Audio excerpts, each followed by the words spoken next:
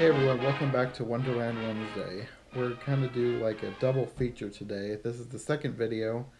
I already did Betty Boop, Betty in Blunderland, which Sarah was not a fan of, so I did that myself. But we watched another short from that same era, Mickey Through the Mirror, and we liked it a lot better than Betty in Blunderland. Definitely.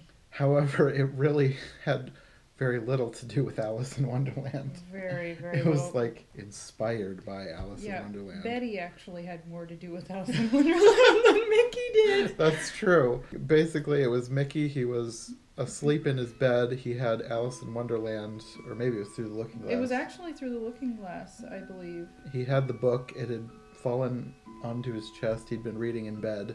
Which I appreciate that they differentiated and had that, yeah. But then I think they were inspired by the 1915 silent version because he had an out-of-body experience too. But this one wasn't disturbing like the other one.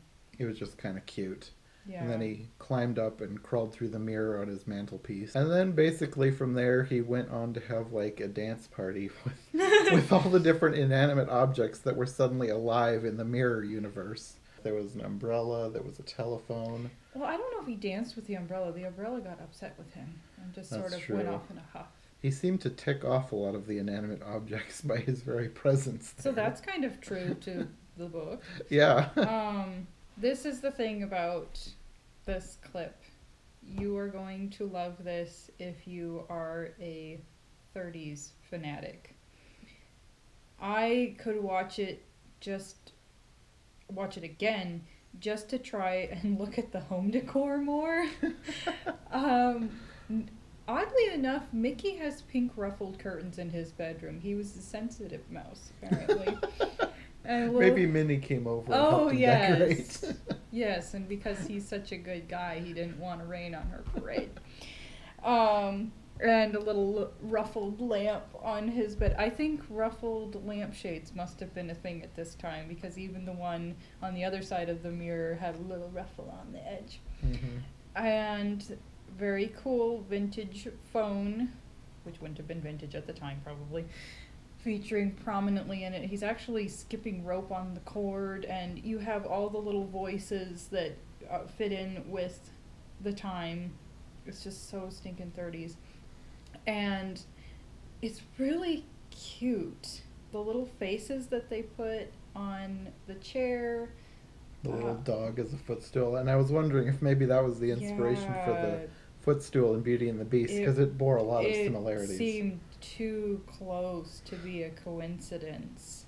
One of the things that struck my mind was the sewing basket, because they find a way to play with the sewing basket and incorporate, like he has Thimble as a helmet, and he ends up sort of escaping or falling out or something in a sock that needed to be mended. And you know, it's not something you're gonna see in every household today, but back then they would have been being frugal that way, and it's just an interesting little time capsule there.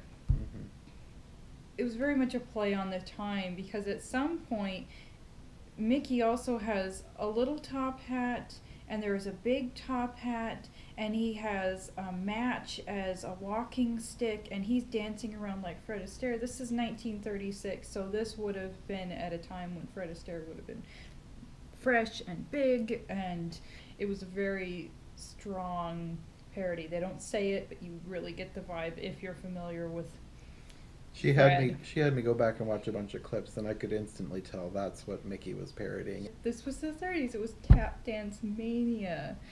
So they took something familiar and they incorporated little nods to the time and just made it cute and cheerful, not weird or disturbing or kind of racy like Betty, because Betty, yeah, I could ramble. He dances with the Queen, among other objects, and the Queen seems really chipper, and you know, she's just kind of a jazzy sister who's happy to be dancing with Mickey. And then the Joker's like, hey King, your wife's, you know, getting zoned in on by the mouse here.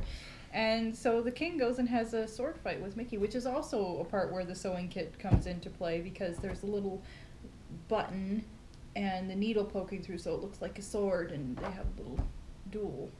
The radio, I think, is calling all cards, and the phone's probably ringing because you have it where Mickey comes out of the mirror and his alarm is going off in the bedroom, so it's like it's supposed to be playing into the dream, and he hops back into his body. Mickey wakes up and shoves the alarm back into the drawer and just happily goes back, for more sleep.